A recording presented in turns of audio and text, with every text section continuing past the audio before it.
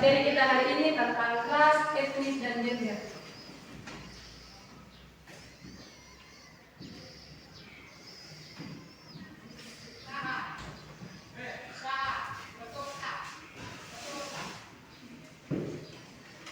Di sini adapun tujuan pembelajaran, peserta didik mampu memahami dan menjelaskan tentang ras, etnis, dan gender, serta memahami masalah yang muncul di sekitarnya.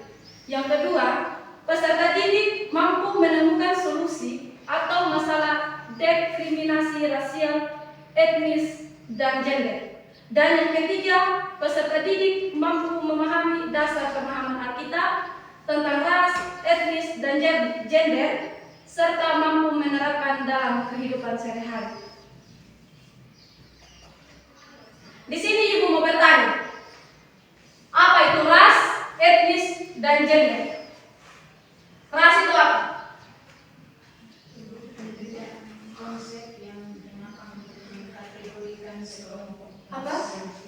Konsep yang digunakan untuk mengkategorikan sekelompok manusia. Konsep?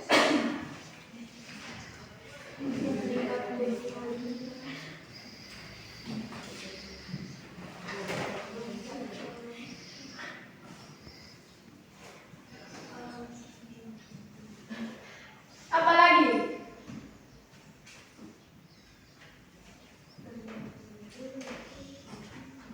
Apa lagi?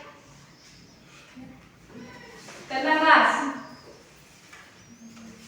Perbedaan anatomi tubuh. Perbedaan warna? Kulit.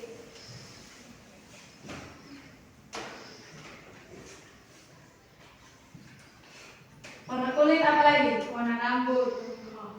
Gitu.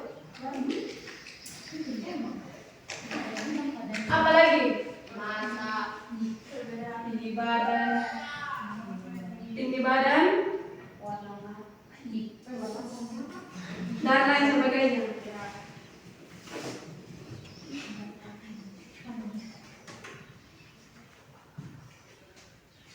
Di sini ada pun bahan Alkitab yang terambil dari Kejadian pasal 1 ayat 2 dan Lukas pasal 10 ayat 25 sampai 36, Roma 10 ayat 12 dan Keluaran 22 ayat 21.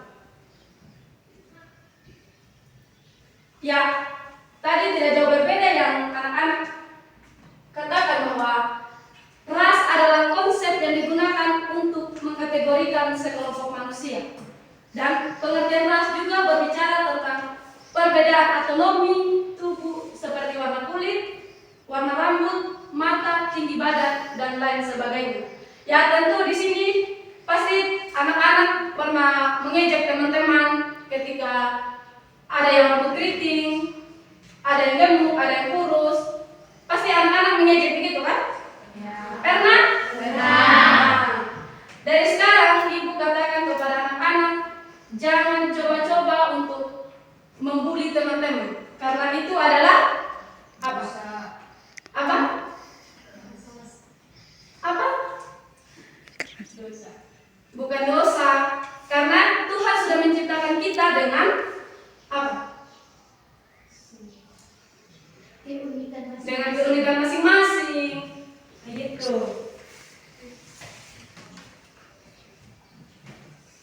Ya, etnis, ya kita masuk di bagian etnis, yang dimana etnis adalah penyebutan yang diberikan kepada sekelompok manusia yang mendiami daerah tertentu serta memiliki adat kebiasaan sendiri. Nah, etnis juga berbicara tentang berbagai kebiasaan dan adat istiadat ini merupakan ciri khas yang dapat membedakan satu kelompok etnis dengan kelompok lainnya. Ya, etnis ini berbicara tentang apa?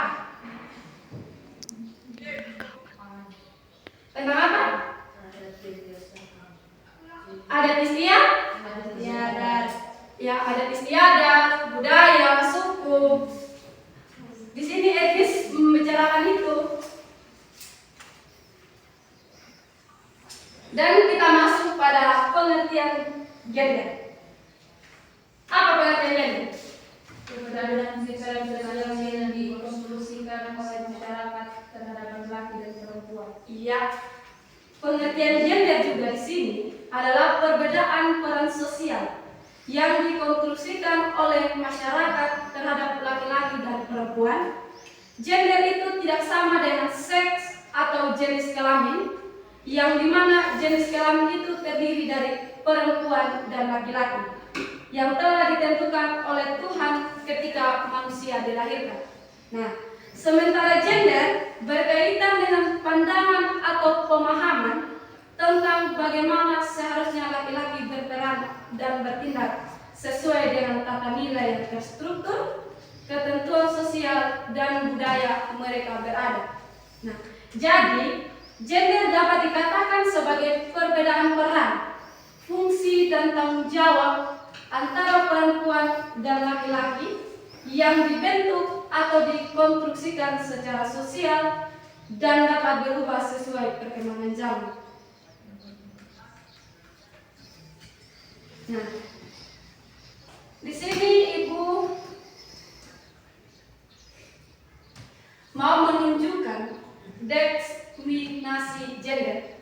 Nah, di sini kan ada perabot rumah tangga kan? Perabot rumah tangga ini saya tanya kepada laki-laki. Laki-laki pernah kerja ini kan? Pernah. Nah, di rumah itu ketika perempuan ada di depan, maka laki-laki merasa diri paling apa? Paling hebat. Paling apa lagi? Laki-laki. Ketika di rumah, kan di rumah pasti suruh adik perempuan yang kerja kan? Nah, anak laki-laki itu biasanya pegang HP saja kan? Ya. Nah, di mana di dalam rumah itu atau dalam keluarga, laki-laki juga harus berperan penting dalam mengerjakan perabot rumah tangga. Bukan hanya saja perempuan juga bisa kerja di bengkel, bisa kerja di mana saja. Jangan itu ketika perempuan masuk bagian mesin bilang, ini perempuan kenapa dimasuk di sini, padahal bukan di bagian. Kita semua itu sama sebenarnya. Tidak dibeda-bedakan, tetapi kita sama di matanya Tuhan. Begitu anak-anak. Dan sekarang kita masuk di diskriminasi rasial dan etnis. Nah, di sini realisme bertentangan dengan prinsip-prinsip hak asasi manusia. Realisme menimbulkan penderitaan yang luar biasa bagi bangsa dan ras tertentu. Contoh, penderitaan orang-orang India dan kaum kulit hitam di Amerika Serikat yang kehilangan hak-haknya sebagai warga negara. Dan di Afrika Selatan, orang-orang kulit hitam dan kulit berwarna juga kehilangan hak-haknya karena politik sosial disebut apartheid. Dan di sini munculnya kesadaran di Amerika Serikat. Barack Obama menjadi orang kulit hitam pertama yang menjadi presiden di negara itu. Nah, anak-anak, dan di Italia juga ada seorang perempuan, Cecilin Kienge, seorang perempuan Afrika kelahiran Kongo, menjadi orang kulit hitam pertama yang diangkat menjadi Menteri Urusan Integrasi di negara itu sendiri. Dan di sini ada pun penjelasan diskriminasi gender adalah perlakuan yang berbeda terhadap laki-laki dan perempuan. Contohnya, budaya di Indonesia lebih berpihak kepada kaum laki-laki dibandingkan kaum perempuan. Nah, anak-anak, di sini kan kita lihat bersama di penjelasan diskriminasi tadi bahwa dalam bangsa Indonesia laki-laki yang diutamakan, toh? Ketika ada apa? Ketika kematian, pasti ibu-ibu itu bilang kamu kerja di belakang, bukan di sini kamu punya tempat. Ketika rapat juga, kamu perempuan itu tidak berhak ada di depan, kamu ada di belakang, begitu kan? Ya. Pasti di rumah begitu. Ya. Ketika ada kita punya kakak laki-laki atau kita punya saudara, bapak, pasti kalau dalam ngomong begitu kan? Ya. Ketika ada diskusi-diskusi dengan keluarga, pasti dia bilang, kamu perempuan ke belakang. Pernah? Pernah. Tetapi laki-laki itu juga harus di dapur. Iya? Ya. Nah, kita masuk di pemahaman Alkitab tentang ras, etnis, dan gender.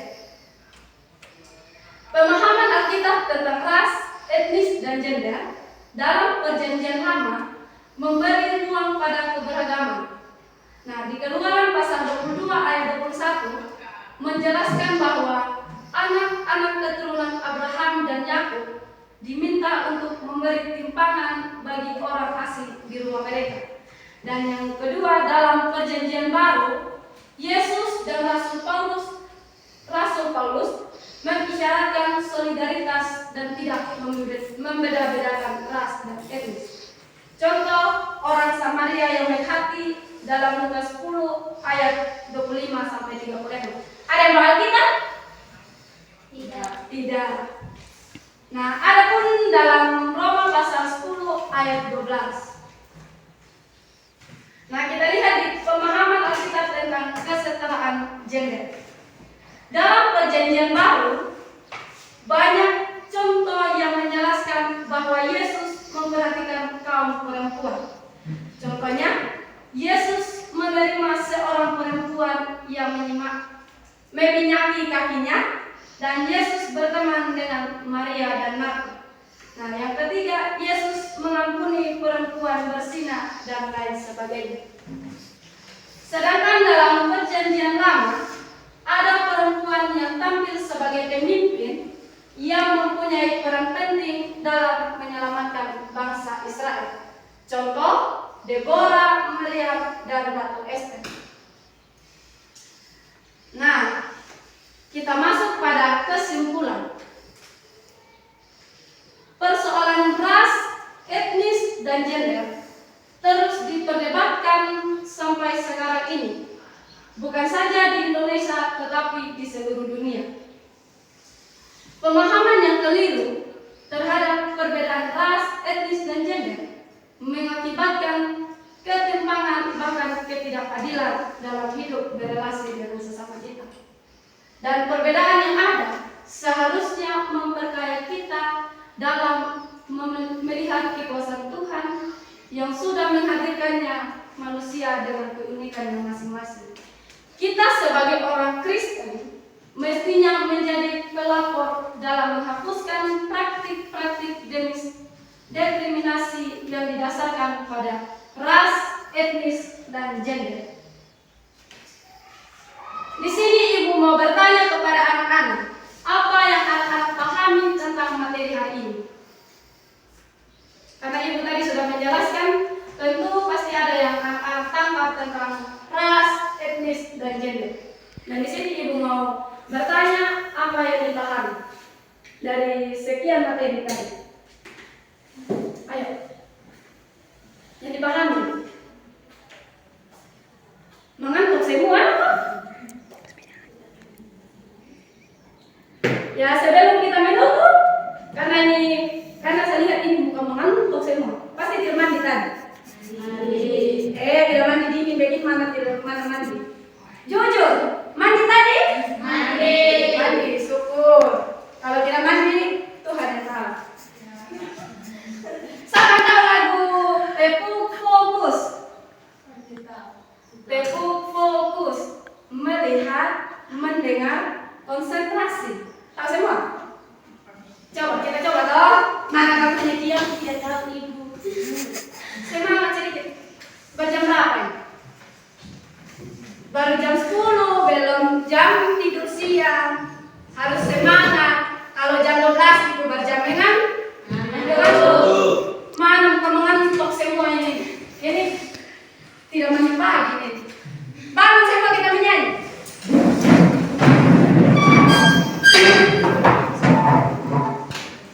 Satu, dua, tiga. Tepuk fokus. Melihat, mendengar, konsentrasi. Ulang. Semangat semua. Mana yang tidak sarapan dari tadi? Tidak.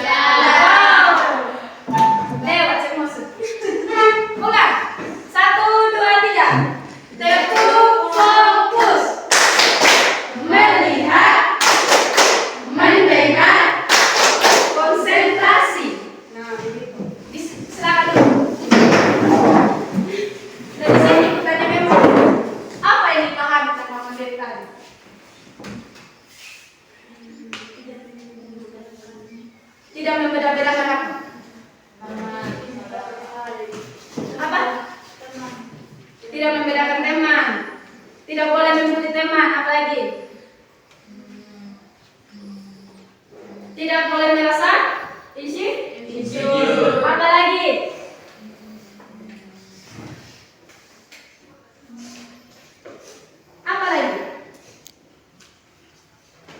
itu saja. Ya, motivasi hari ini yang Ibu berikan kepada anak-anak tentang marilah kita bersama-sama memberantas diskriminasi terhadap perbedaan yang ada, karena kita semua memiliki keunikannya masing-masing. Dan marilah menerima diri sendiri apapun keadaannya. Stop insecure, kita sama apa adanya di hadapan Tuhan. Ya, demikian materi kita pada pagi hari ini. Shalom. Sebelum kita menutup materi kita, saya minta salah satu untuk pimpinan doa. Maju, siapa mau maju berdoa? Adinyo. Bagaimana mau jadi seorang pemimpin kalau berdoa saja tidak mau?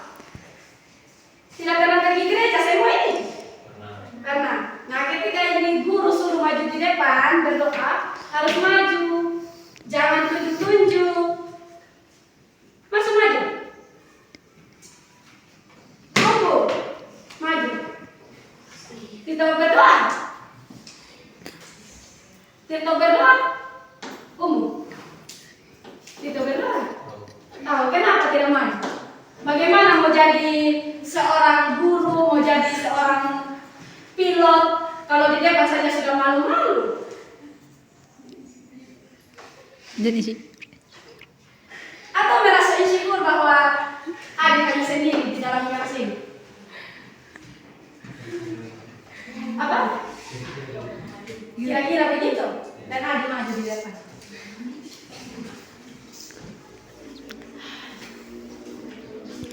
Ya, biar ibu saya tutup dan doa karena adiknya tidak mau berdoa. Karena itu saya tadi mengikuti dia.